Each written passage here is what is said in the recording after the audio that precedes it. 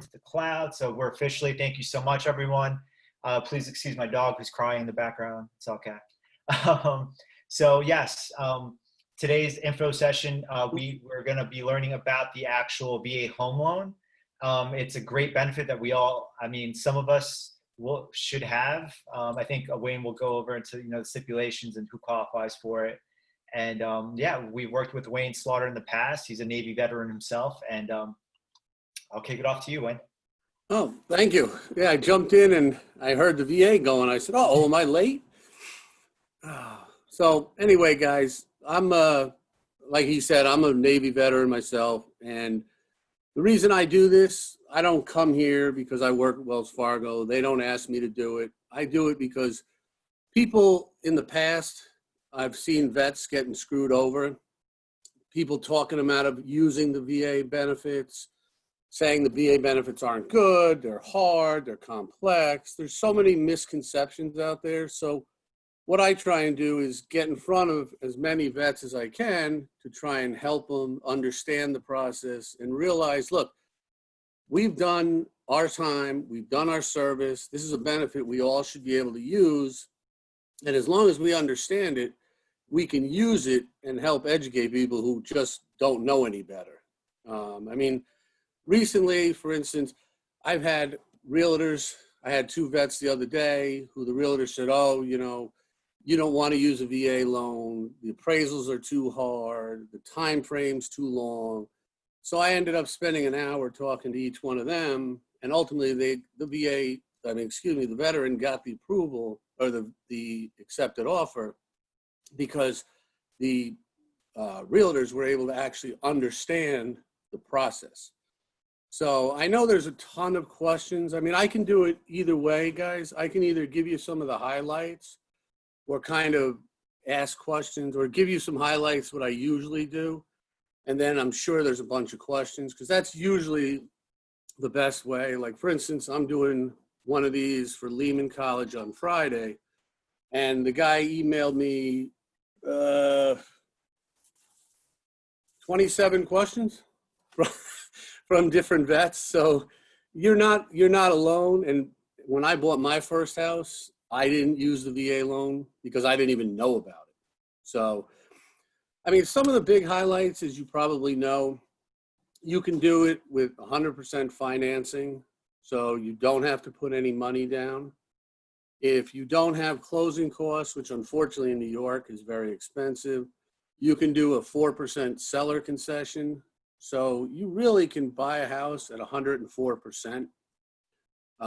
For instance, on a normal loan, you need to have what's called post-closing reserves. With a VA loan, you do not have to have any post-closing reserves.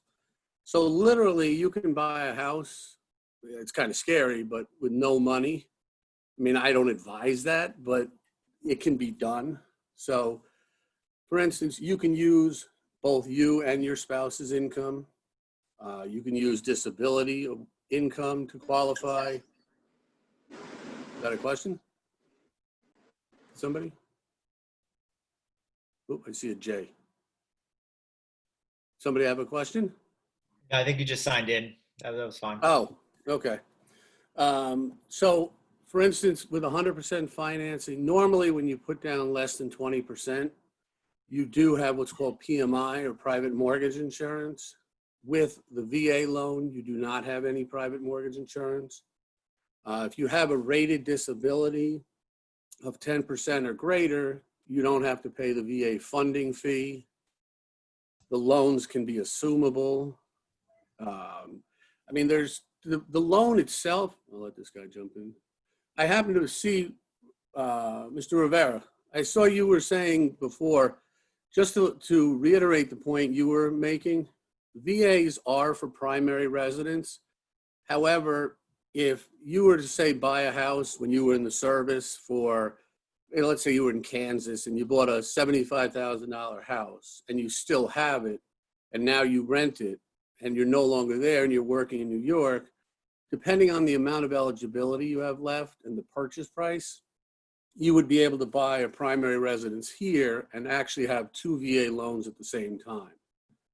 But it always has to be a primary residence.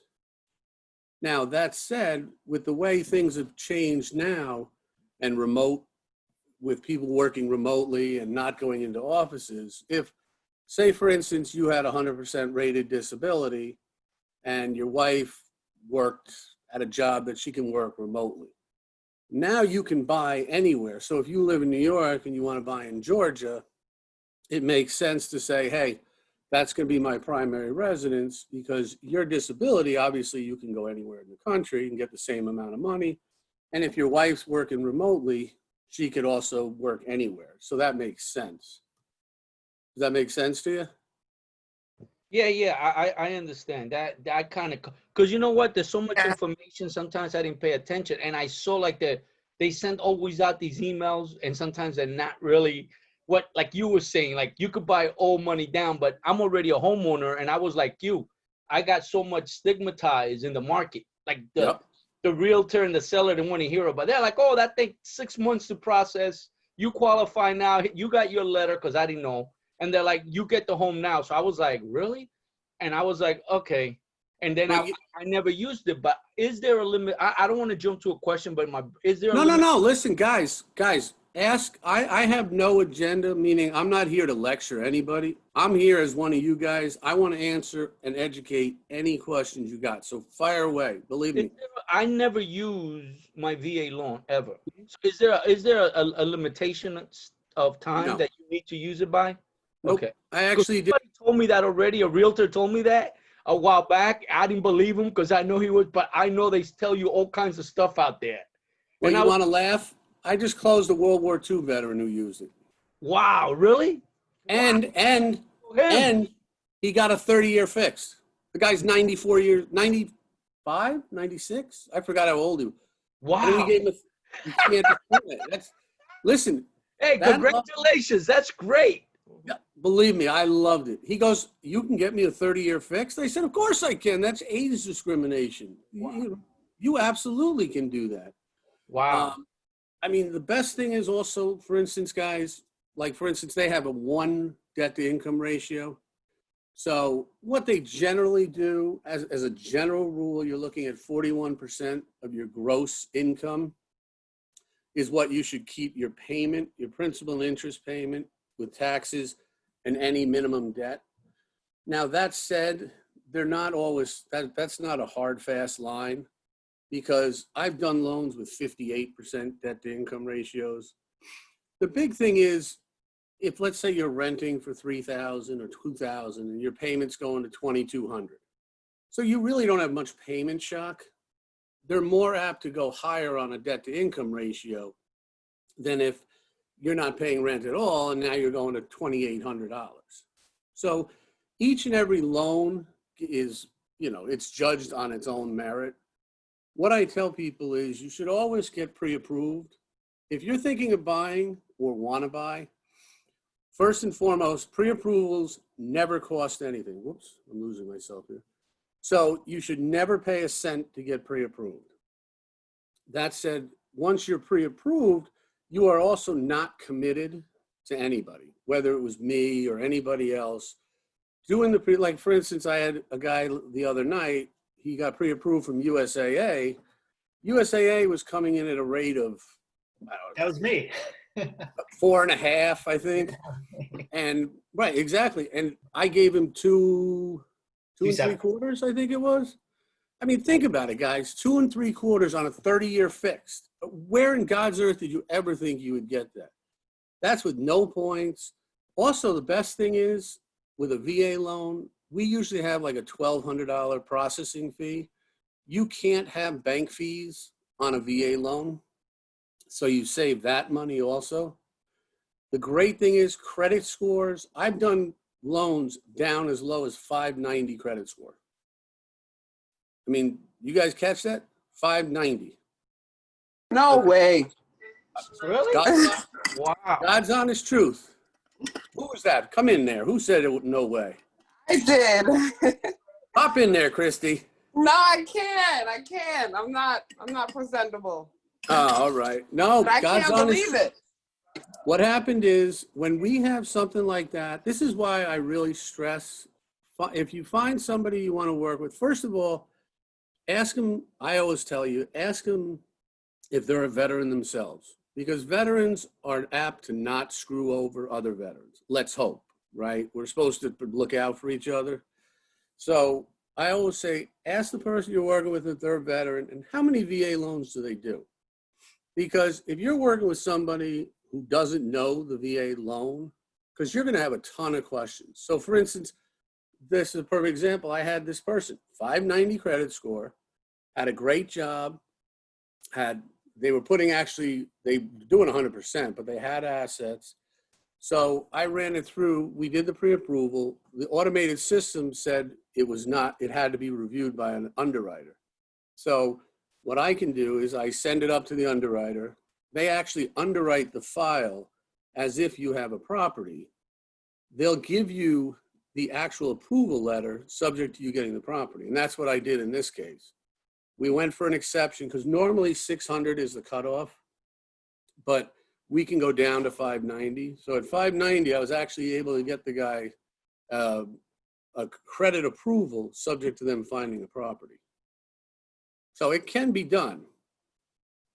But again, the first and foremost, like I said, the best thing is to always get pre-approved, just so you understand what's involved, because a lot of times you might have money coming from somewhere, or your income is different, or you're not sure how high you can go.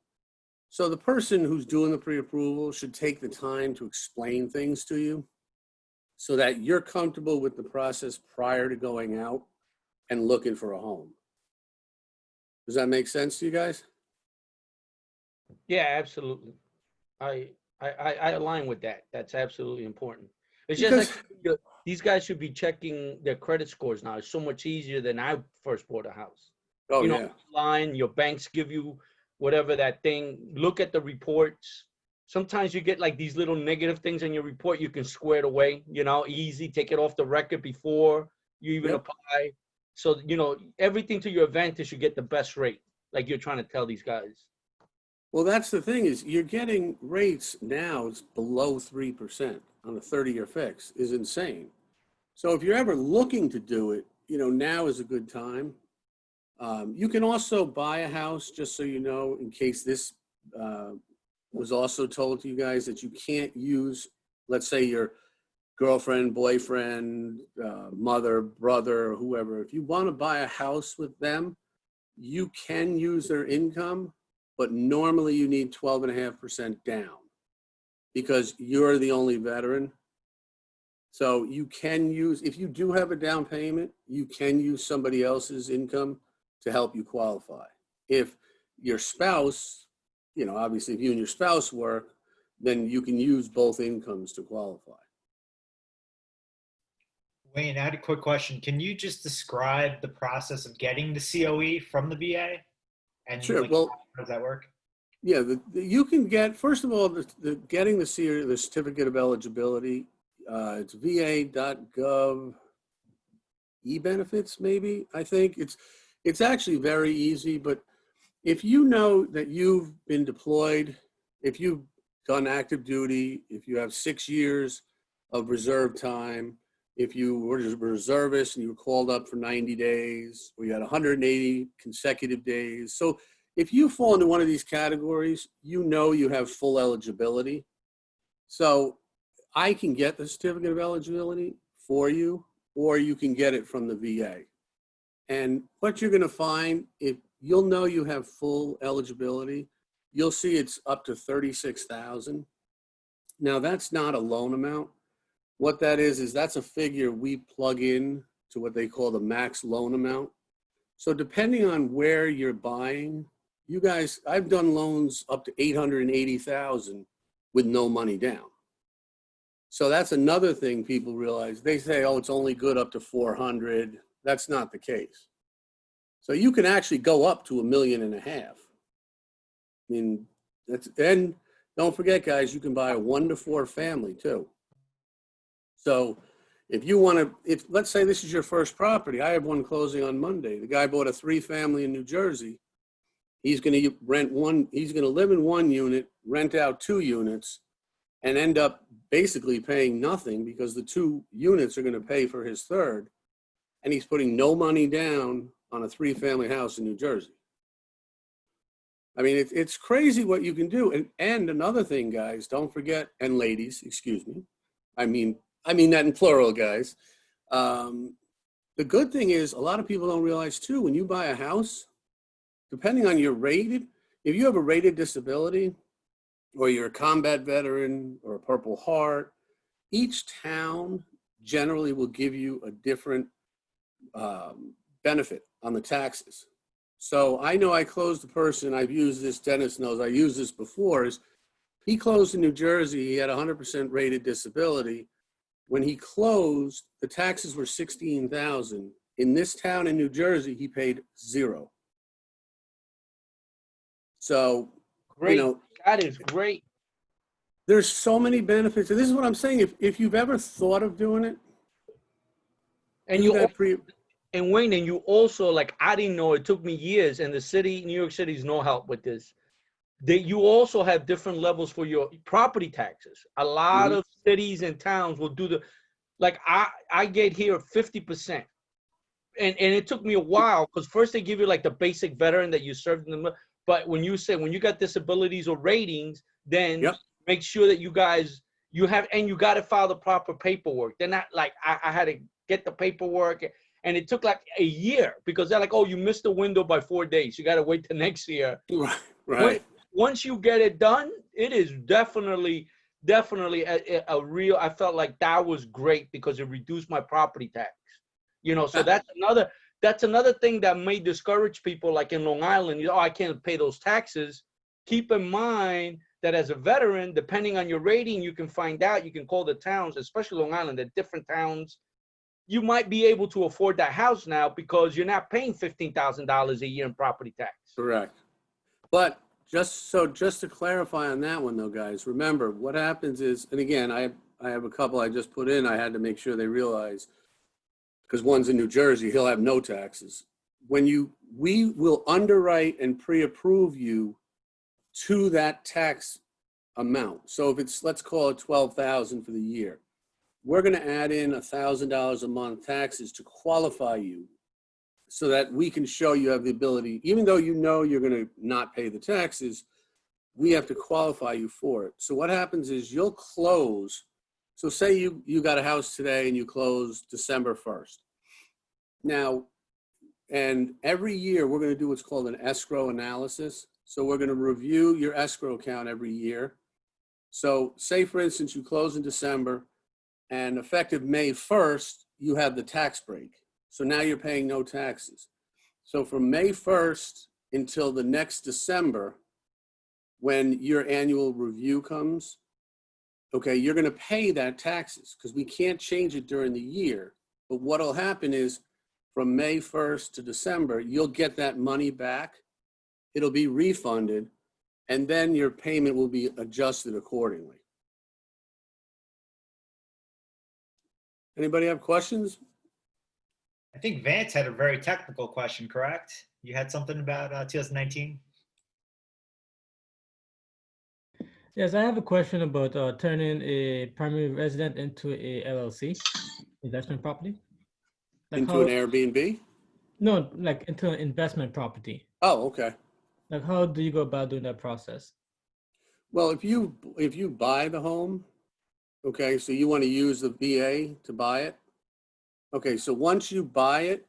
Let me clarify that. So my brother is in Seattle, and he has his primary resident, and he's about to, PCS, and he wants to keep the house in Seattle and turn that into an investment property. So he was asking me, like, can I ask you, like, what are the steps, and like if it's possible to do that? No, there's no steps. Because what happens is when you buy the home, you buy it under a certain auspices, like a primary residence, second home. So he bought that as a primary residence. Now he's subsequently leaving and going wherever he's going. He just simply rents it out. There's nothing that needs to be done. So even though it's a VA home, is it a VA loan? Yeah, he has no problem, but he can't reuse the VA eligibility. Like, for instance, if he wanted to use his VA to purchase a new home, what I would recommend to him is that right now the rates are so good that I would have him refinance to what's called a conforming rate or a Fannie Mae, depending on his credit and everything else. But he can refinance that property in Seattle. Then he can reinstate his eligibility and use all his full eligibility to buy a new home. And then he's leaving because now he has a record of ownership. Hopefully his credit's good. So once you pay off the VA loan, you can reuse it. But if he used, depending on how much eligibility he used to buy that, he could technically still buy another property here, right? And own 2 VA loans at one time. But in New York, it's so expensive. Usually you need the full eligibility to be able to do it. But again, he would check his eligibility, and it's simple. I could plug it into the formula and tell him exactly, hey, you could buy a $300,000 house here. If that's not enough, then he can't. So he has the 2 options. You can always refinance tell him to refinance while it's still his primary residence, so that he'll get the best rate in Seattle. He did. Okay. All right. Anybody else? Just so everyone knows, I put the e-benefits link in the website. So I actually just went through this process a couple of weeks ago where it generates the letter within about like 24 hours. And it'll tell you, what you need to upload, your D-214, and then it generates a letter that you could take with the pre-authorization letter from your lender and then start making offers on whatever homes, that you're. Also, everybody, if you go through the process, you get a pre-approval. Once you know and you're comfortable what you can buy, then the next step I always say is when you look for a realtor, try and find one that understands the VA process. Because when you go to negotiate a purchase, a lot of times you would do 100% financing. So normally what we do is we say, look, try and put good faith money down. So let's say you have $5,000. So what you do is you have the realtor negotiate for you 100% purchase, but you'll put $5,000 down at the signing of the contract. Because what happens is if you have no money at the signing of the contract, you have something called a mortgage contingency clause. Once you get an approval through, you submit your loan, you get an approval, you review it with your attorney, then you've satisfied the mortgage contingency clause. Now you have to go forward or you could lose your down payment. But if you have no down payment at contract, there's nothing stopping you from walking away a day before closing. So a lot of times people want to have, say, $5,000, $10,000 as good faith money, even though you're getting 100% 100% financing. So that the realtor you're working with needs to know how to negotiate on your behalf. A lot of realtors are antsy. They don't necessarily want to work with someone who's not putting, quote, a down payment. They don't realize that just because you're not putting a down payment doesn't mean you're not a fantastic borrower. I mean, I have one I just closed. He was a fireman in New York City. She's a lawyer. I mean, their ratios were piddly. They had great credit. They just didn't want to put money down. So they're a better borrower than a lot of the ones I have. They just happen to not want to put money down. So a lot of times that's the agent you're working with needs to negotiate. And I always tell them when they do make an offer, have the listing agent contact me, because the listing agent is going to say, oh, because they have to go back to the seller and present your offer. And if they can present it with confidence, then the seller is more apt to take it. And also I try and have them find out if the seller's a veteran, because I can't tell you how many times a veteran wants to sell to another veteran. But if you never ask that seller, you're never going to know. So both parties really have to be on board and know what they're doing with it. Janie, you have a question? No, no, I don't. I just came in. Oh, okay. No, that's a great point, Wayne, because when I was looking at properties, you better believe my wife and I were looking for the American flag somewhere, the U.S. Navy veteran sign. So like, and Yep. I mentioned that to the agent, like, hey, just mention that, you have 2 vets here. They might feel a bit more comfortable, dealing with us and be a bit more receptive towards the VA home loan because they probably used it themselves. So that was always something to, keep an eye out when you're going in and out of the home. So that's a great point. Right, and there's one other thing, and then I'll take some Have a list of questions. realtors that are VA friendly? Is it like a network as well, like yourself? If we reach out to you, do you have a list of realtors that are VA knowledgeable and they've done the Yes. process? Okay.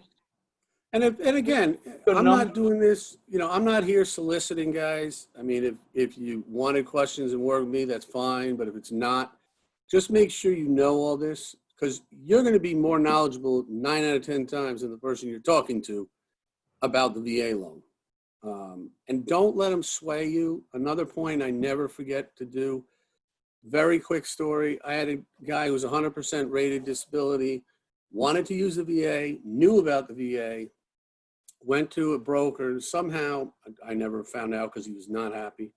He got him to go FHA versus VA. Now, FHA, you need 3.5% down. So he didn't want to put down payment. He had to put it down. He got what's called the I'm having a senior moment here. He got the upfront mortgage insurance premium of 1.75% added on to his loan amount. And he had private mortgage insurance of $400 a month for the life of the loan. And this was a guy who knew about the VA. Okay, if you can go VA, don't ever go FHA. Okay, because unless you had you and your mother and your brother and your cousin, let's say 4 of you buying a house, you know what I mean? And something that the VA won't do. But as a veteran, don't ever get pushed into going FHA. Because even here, if you have a rated disability of at least 10%, like I have 10%, I'm not going to pay the VA funding fee. And I'm not going to have PMI. So I refinanced this guy 3 months after he closed, right? Saved him over $600 a month. To say the guy wanted to kill the broker was an understatement. I mean, I don't know how he convinced him. You say this, I never heard of PMI for life. Oh my God. And that's with a federal housing loan. That is Less than 10% down, less than 10% now on an FHA, you have PMI for the life of the loan. that is insane. Can you imagine you're paying down your home, your equity's going up, and you are actually owning more of your home, and now you're paying this useless insurance. Yep. Just like the federal government to allow, how do they even get away with something like that? That's why, how does anyone get away with telling us vets to go FHA? Exactly. Yeah. I mean, that. I always tell people, if you get nothing else from us, our discussion and seminar, don't do FHA. Because you don't need the credit score reduction because we can go down to 590. You know what I mean? So you can actually, our credit score for FHA, believe it or not, is 640. VAs can go down to 590. I mean, there's just no way to have to do it. Guys, fire away. I know you guys have some questions. Believe me, if you're thinking it, so is somebody else. So fire away. Yeah, feel free to unmute your mics. Go for it. Larissa, do you have any questions? Hey, Wayne, I've got a quick question. Sure. Can you use the VA home loan for condos or co-ops? I've heard in New York City specifically, there have been some challenges with that. So could you elaborate on that, please? Thank you. You can use it for condos. Now, when you do a condo purchase, the condo itself has to be VA approved. So if you're looking in Bronx, Brooklyn, Westchester, wherever you're looking, what you do is, again, get the pre-approval first so you know what you can spend. Then once you know that, then wherever you're looking, the person you're working with can give you a list of the VA approved condominiums so that you're not wasting your time, because the condo itself always has to be VA approved. And unfortunately, you cannot do co-ops with a VA loan. So there's actually a list you can get from the VA of the condos that are approved, and it is like a page. It's not a lot at all. There's not a deep inventory of that. So because I was looking in Manhattan, it was just like non-existent. And once again, Right. You can't do co-ops. The majority of the units in Manhattan are co-ops. So because you technically don't own, you own a share of the building. So that's not. Now, one other thing, guys, is you can do a 1 to 4 family purchase with no money down. But one thing to remember, and again, this goes back, I keep harping on doing the pre-approval, is unless you have landlord experience or 6 months, there's some particulars, but like 6 months of what they call PITI or your total payment reserves and experience, you can't use the rental income to qualify. So you have to carry it. Most of the time you have to carry the total purchase and the total payment without using the rent. So but you can think about it. You can get a 4-family house for no money down. I mean, that's insane. Anybody? Is there I have- any? Oh, go ahead. Go ahead. I have a question about, so I know I saw something like with the renovation. Mhm. I know like prior to last year or the year before, like the VA home loan, no renovation. You got to take the house as is. So I'm really interested in like about hearing about the renovation, because if you could buy a cheaper property and get it to renovate it, it'd be more beneficial. So like that's something that interests me. The VA will do new construction, those types. However, we don't. I've only seen 1 or 2 lenders that will do new construction VA. Okay, we won't. So I'm not a high, I don't know a lot about it, but what you can do, and I always tell people, is if you're looking to do what you're saying, which is a great thing, especially if you're handy, you can do work yourself, look for a house that's old and tired. You know what I mean? A 70s kitchen, the 70s dark panel in the basement. You know what I mean? Something that's functional. As long as it's functionable and habitable. I think you kind of miscommunication. Like, no, they allow you to buy an old property, and they also allow you to attach a renovation cost to it. So the loan includes the renovation cost. Right. We don't do that. You'd have to find a lender that does it, and I believe there's only 1 or 2. In this case, if that was your goal, that would be one only reason, and you really want to think about it, because FHA does do what's called a 203K. So they can factor in money into the repairs, just what you're saying. But again, then you're at an FHA and you're having PMI, you're having all these other detriments. So depending on what needs to be done, you might also want to close. Then you could try like a personal loan, or against if you had a 401K. You know what I mean? There's other options to try and do the work. But you're better at looking for something that's tired or old, because if it needs painting, it needs updated cabinets, but all those are fine. The VA has no problem with it. But most of the people aren't going to go for that because of the work that needs to be done. So in the scenario where you're approved for a loan 150, you find a home fixer upper that's 100K, can you approve the overall loan and use the 50 difference? No, it's just whatever is approved at that point. Yep. Okay. They're going to go off the appraised value or the purchase price, whichever's less. Okay, and you guys won't go above whatever the final negotiation. Mm. Gotcha. I mean, in that case, if you had a down payment, there's banks that do construction loans, and they do it based on the after value, but a VA won't do that. Got it. Somebody else had a question?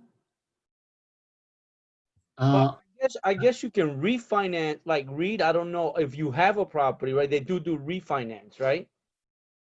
Will you be able they to will refi for a better rate? And at that point, can you get like some cash out at the rate? Yes, you can do up to 100% cash out with a VA. So if you have equity on a property, you can do up to 100% cash out and take the money out and do whatever repairs. If you already own it, yes. Right, like you can buy a property, wait a little while, and then like you said, I don't understand how that whole process, does the refi depend on what's left over of your VA eligibility, or how does the refi work? What they're going to do is take whatever balance is left over, so call it 300,000. Right. You put 300,000, you wait a year, you do some repairs, values have gone up, now it's worth 330. you could do a cash out refinance up to the 100% value or 330 minus the mortgage that's existing. So you'd walk away with 30,000 cash. Right. Okay. Yang, So I you think you can had a do that. question, correct? Okay. I have one question. Just Sure. if I want to buy the house, VA cover 100%. So what's the actual money I should prepare? Just you said we need to prepare like 5,000 for sign the contract. We also need to prepare for appraisal, inspection fee, Mhm. also another fee. So There's how much totally we should prepare? Sure, there's a couple ways to do it. I mean, again, I've done it where literally no money. So it can be done. In New York, it's more difficult because what happens is you have to find the property, let's say 300,000 for argument's sake.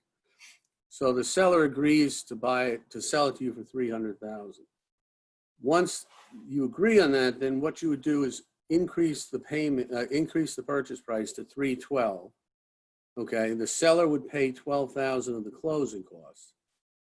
But now let's say there's 5,000 left over because New York's expensive. So let's just say the 12,000 is short and you're short 5,000. If the rate today is 2 3/4, I could do, let's say, 3 1/4 on the rate.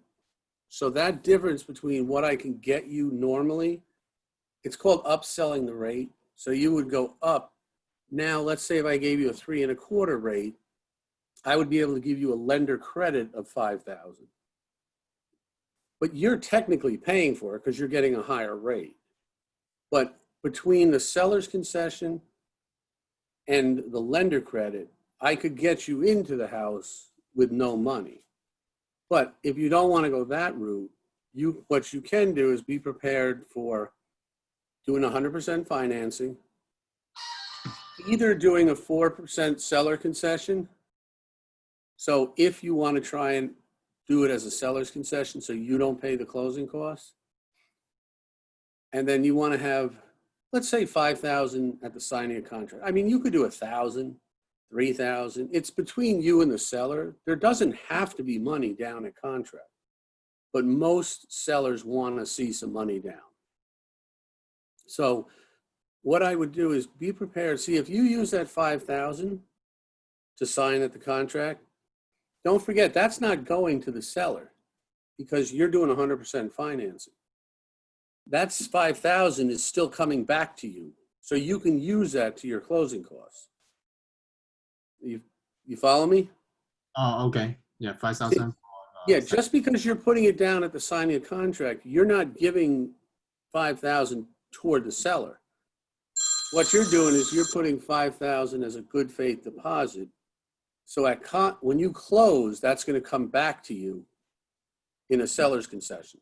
Excuse me, that's going to come back to you to help you with the closing costs. Because that's your money. You're not giving it. You're just putting it as a deposit. You can use that toward the closing costs. Okay, gotcha. I think he also, I'm not sure, I think he was also asking, like you get the HUD 1 report to verify everything that goes on in the closing, but I think he's saying like the closing fees, the Well, rate, they vary. is that already written like into the VA? You know, like sometimes you might have a lock fee. Like some banks will say, listen, you got to close within this time. Or if not, you either lose the rate or you got to pay more of a premium for that same rate. Right. You know, the market changes every day. The fees Sure. go. So a lot of us don't understand that. But I think that's like, those are all like in a scenario with no money down, those things are already built into the framework, correct? I think I'm not following, but what, like, In other words, the rate, like let's say you get a rate and the rate is like whatever, 3%. okay. And then all of a sudden it's like guaranteed for a certain amount of time, usually 15, 30 days. So you want to know about the rate lock? Yeah, the rate lock. The rate, what happens is you can lock a rate anytime. So say you get an accepted offer today. And as long as you're closing within the rate lock period, for instance, right now in New York, we're locking rates for 120 days. So as long as you're locked and you're going to close within that time frame, you're covered. Okay, if that time frame comes and goes, you can always pay to extend that rate. or look to relock it if the market conditions have gotten better. I think he was asking about closing. Were you more asking about closing costs? I'm more about how much money you should prepare for the close. Just Well, that's going to depend. See, that's another reason why when you do a pre-approval, depending on where you're looking, you're going to get what's called a good faith estimate or an approximate cost loan illustration. And what that does is, if you're looking in New Jersey, is a lot cheaper than if you're looking in the 5 boroughs in New York. Yeah. Because there's state mortgage tax in the 5 boroughs that's 2 3/4%. I mean, it's crazy. But if you go to Jersey or Connecticut, they don't have state mortgage tax. So you're going to save a lot of money by getting out of New York. But what you do is, I would do the pre-approval and I would say, okay, right now, as it stands, you need $22,000 to close. I'm just making an example. I mean, I could do yours particularly offline here, but so say the closing costs are $22,000 in Queens, right? Now, if you put $5,000 down on the signing of the contract, that $5,000 is going to come back to you from the seller because you're doing 100% financing. So as long as you have $20,000 for the closing, you can take a portion of the closing that you've set aside for the closing costs, use that as a good faith deposit at contract because that money is still going to come back to you. Do you follow me? Okay. Just like a 5,000, like a down payment. Yeah, it's. Well, it's a good faith deposit because you can do 100% finance. Or, see, if you're doing it, see, again, it's hard because everybody's different at what they're looking to do. If you said, I only have 5,000, period, and you want to buy in New York, what I would do is show you that, okay, we can use that 5,000 as a good faith deposit at the contract. So now technically you have no money because you just gave 5,000 as a good faith deposit. Mhm. So now what happens is you need an additional 10,000 to close because you only have 5,000. So either we would put the 10,000 in as a seller's concession because that would enable you to finance that additional 10,000, or I could say, all right, if you don't take 2 3/4 and I give you a 3 1/4 rate, I can give you that money. I hope I'm trying to, it's, if you're interested in buying, the easiest thing to do, because I could see from your expression that it'd be a lot easier. Are you thinking of buying in the future? Yeah, right now I'm just a reserve. I asked the VA, they say you need to finish after 6 years, so you'll qualify. Yeah, Have you been deployed at all? Oh, no, yeah. Okay. Yeah, it would be 6 years of straight reserves. Mhm. But I hope I'm clarifying for everybody that basically you're going to show what amount of money you have to work with.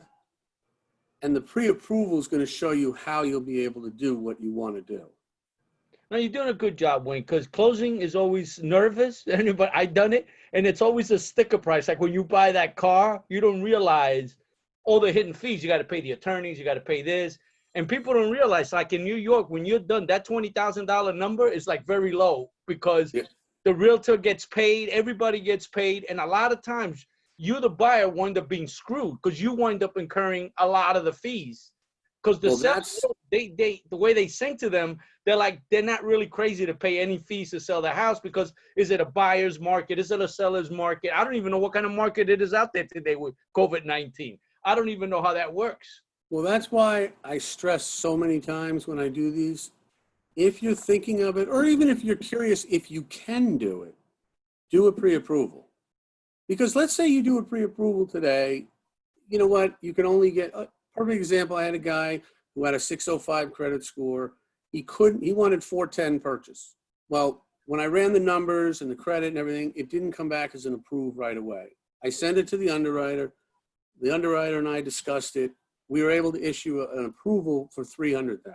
not 410, because the ratios were better. And long story short is now the guy knows he can buy at 300,000. So if he goes out, looks, he can't find something he likes for 300,000, then you don't buy. Because remember, a pre-approval is not obligating you to anything, and it's no cost.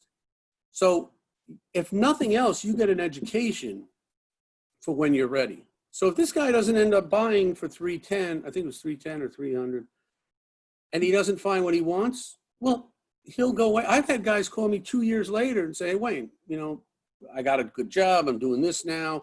Let's do that, blah, blah, blah. So pre-approval, don't be afraid to do a pre-approval because it's not obligating you to anything. If anything, and if at least it's educating you. And if the person won't take the time to educate you and answer your questions, because remember, pre-approval, I'll be honest with you guys, pre-approval, the person doing it is not making a dime doing it, okay? That person, you want to have a feeling if that person's going to give you the time of day or take an app and throw it into a pile and disappear.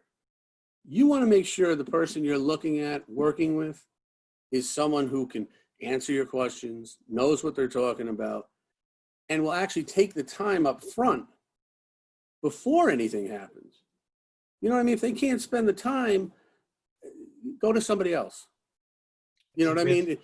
Find somebody else. You're never, I keep saying, you're never obligated. So, and this way also you get a feel for the person you're talking to, whether or not you want to deal with them, because you're going to be dealing with them for 60 or 90 days, you know what I mean, on a very intense, challenging, stressful time to buy the house. You want to have someone you can actually talk to. That's a really good point. I think someone has their hand up. Onika Campbell, I believe your hand's been raised. Hi. Yes. I'm sorry. I entered the lines a little bit late, so I'm not sure if you answered these questions already, but I have two questions for you. So the first one is, does the VA allow you to build from scratch? And the second one is, okay. And the second one is it true that in order to use your VA loan, you have to, like if you have any school loans, you have to pay it off first? Sorry about that. If you have any school loans, in order to use your VA, if you have any school loans, you have to pay it off first in order to use it? So that's not true. 100, well, for the first question is yes, they do do new construction. We particularly Wells Fargo do not do it. I've heard of one or two lenders down in the South where there's a ton more, obviously a lot more military, that do it. So you would have to find one. I don't know one offhand. And to answer the second one, absolutely you do not have to pay it off, your student debt. What happens is we're going to take the minimum monthly payment on the student debt and add it to your debt to income ratio to help qualify you. Or if it's deferred for more than 12 months, we're not going to count it against you. Again, that gets back to when you do the pre-approval, I'm going to look at it. I'm going to say, okay, your payment's going to be $1,500 on the mortgage, but you have $900 of minimum monthly debt. So when you combine the two, you can get a house up to this amount. Okay, thank you. You're welcome. I have a question, and Sure. because I missed the beginning. Sure. If you pre-approve for the first time, for example, you mentioned someone's credit was like 605 or what have you, could that person have gotten pre-approved again, or could it have been done again once you earn more money or something like that, or your credit score goes up? Oh, absolutely. Are you stuck with that particular pre-approval? No. What happens is, let's say, perfect example, you came, we ran it, 605 credit score. The system won't issue you a pre-approval automatically. What your options would be are that you can supply the documents, send W-2s, pay stubs, whatever it is we need, copy of the disability award letter, whatever you have. Then we would actually send it up to underwriting. And then the underwriter would underwrite it as if it's an actual loan and issue you a credit approval letter. So you're actually approved, not pre-approved, but you're approved subject to you finding a house. And then if it doesn't, let's say it goes to the underwriter and they say, look, at this time, your debt to income's too high, credit's too low, you know, we're going to deny the loan. We can't do it now. You've spent zero money and you put yourself at risk, absolutely no risk at all, and found out that, hey, now you can't buy. So wait, what I would say is, look, your credit score is 605. What you need to do is pay this off, do this, do that. And then we talk 6 months later. But again, no harm, no foul. You know, you could get a pre-approval today and get one an hour later from somewhere else. But if you do that, every time you keep getting hits on your credit, you don't want to get several hits on your credit at once. Yeah, I was just using the example that you used with the 605. That's not mine, but I wanted to know. No, I wasn't saying it was, Janie. I was just saying in general. Wayne, have you seen that where, like, let's say you issue 2.7, but when you go to close, will the APR change at all? Or have you No. When you lock, what I do is I say, look, today, Dennis, I can lock you in 2 3/4, 30-year fix with an APR of whatever, 2.81. And if you say, yes, lock it, that's locked. That cannot change to the per. But now all of a sudden rates are 2 1/4. I mean, let's hope so, but I can do a reprice and have it go lower, but you're never going to go higher once you lock.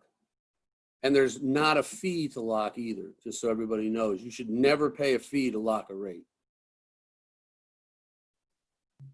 But, well, I think I'm gonna give you a break for a couple minutes, Wayne. You've been talking a lot, so just to give you a break, I'd like to just introduce, we do have a couple members of the Veterans Club e-board here. So you have your Veterans Club president, Anthony, and then I believe the treasurer or VP, Jonathan. So they just wanted to take a couple minutes to address everyone in the room. Hello, everyone. My name is Anthony. I'm the president of the Queens College Veterans Club. And, well, we are part of any events going on with the veterans. If you guys want to join in, we're more than welcome. This Friday, we're having our first introduction one.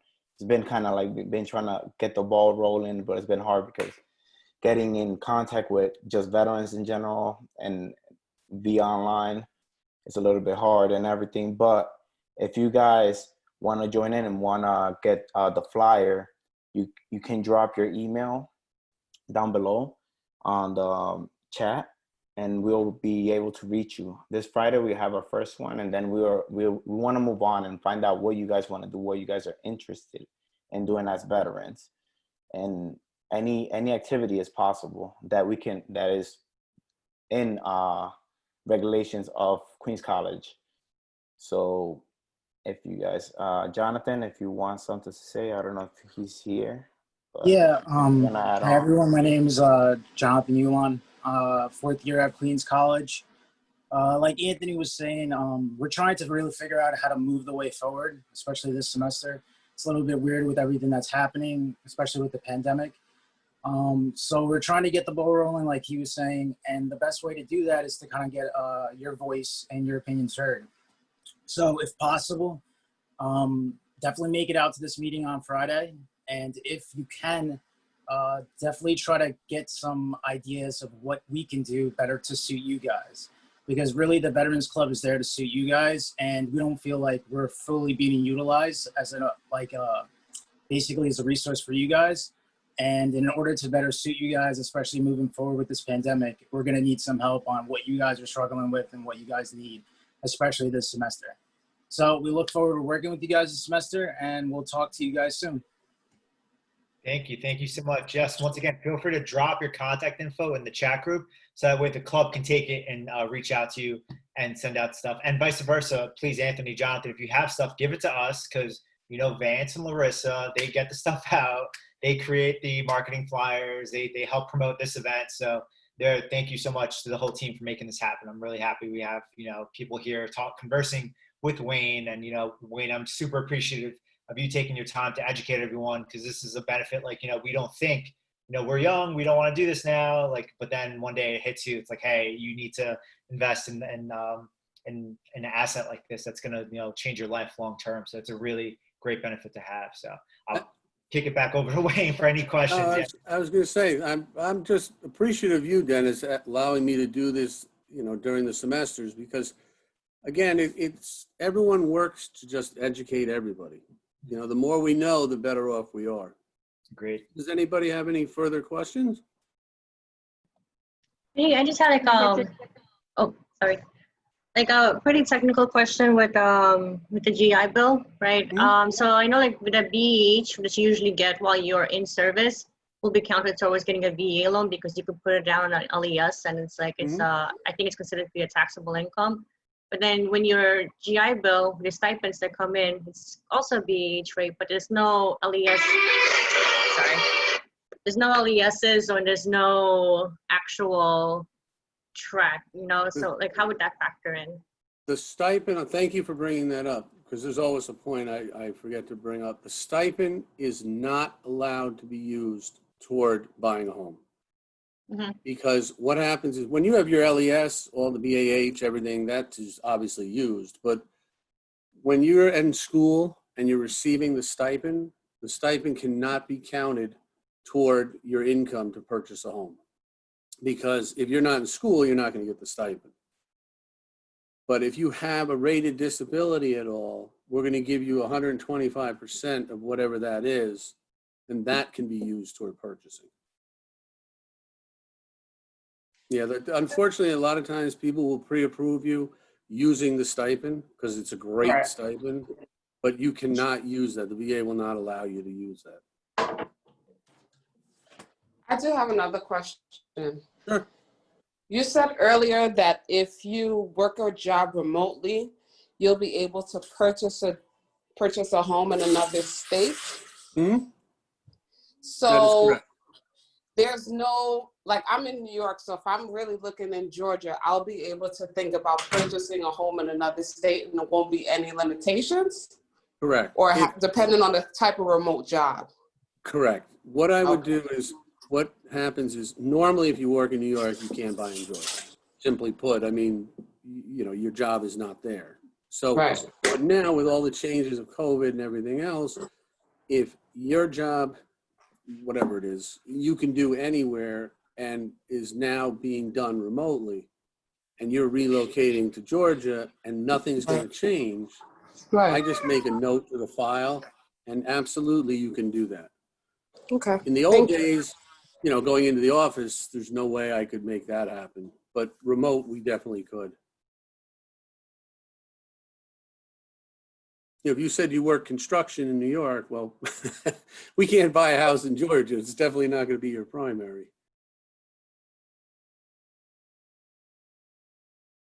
Anybody else? I do. Is there any like optimal credit score, like something that will look, the best? I know the higher the better, but something that's like, all right, 720 or 740 and up, that's like where you want to be at. 740 and up is the highest tier. So even though the VA generally doesn't tier, so for instance, if you have a 780 and the next vet has a 680, you're basically going to get the same rate. Normally tiering is done in conventional loans. So if you have a 620, you're going to get the highest rate conventionally. 640 is going to be a little better, 660 and so on. The VA generally stays within the same pricing scheme, but 740 and above, if you have higher credit scores and your debt to income, let's say, is higher, okay, the higher the credit score, the more apt the underwriter is to go to a 50, 52, 54 debt to income. If you have a 610 credit score and a 52 debt to income ratio, likelihood is they're not going to do it because you haven't shown a history of being able to pay what you have now. So yeah, optimally, you want to be above 740 in a perfect world. Oh, nice to meet you, President. I'm thank Wayne. you. Usually I come and do it in person, but nice to meet you. Yeah, nice to meet you. Thank you. Appreciate it. Anybody else? By the way, guys, the information's on the right there. If you hang up, if we hang up and you have any questions or you have a specific question to your own personal, situation, feel free to email or call that 3502. That's my cell. Again, I'm not here soliciting. I just want to inform you guys. So feel free to reach out. Keep the number, not now, and you have questions later. Or what I always ask is spread the word to other vets. Let them know this program exists. Don't let people talk you out of this program. You know what I mean? All these misconceptions, just don't let them say, oh, it's too slow, it's too long, it's too hard. It's not true. So we have one question in the chat box from Elijah. Is there a recommended income for applying as far as living in the boroughs or Long Island? Not necessarily. It depends on your debt to income ratio, because you can have a good income but carry a lot of minimum debt, or you can have the same income and have no debt, or less income and have no debt and get a bigger purchase price. It all depends on how much debt you're carrying. So that's another reason for the pre-approval, because the pre-approval will tell you exactly where you're going to be able to stay. And sometimes it's a dose of reality for people who think they can do more. And sometimes it's a shock that you can do more than you think you can. But it really is so important to know your lane before you go out and look. All right, that nails it. It's actually 1:15 on the dot, so I know free hours ending now. So if anyone has classes, feel free to go back. A warm round of applause for Wayne. Thank you so much. Thank you. We definitely appreciate your support once again. It's like thank you. Thank you, guys. Working with you, just hearing your presentation and going through it myself right now. So I'm truly happy. I'm gonna hit stop on the recording, and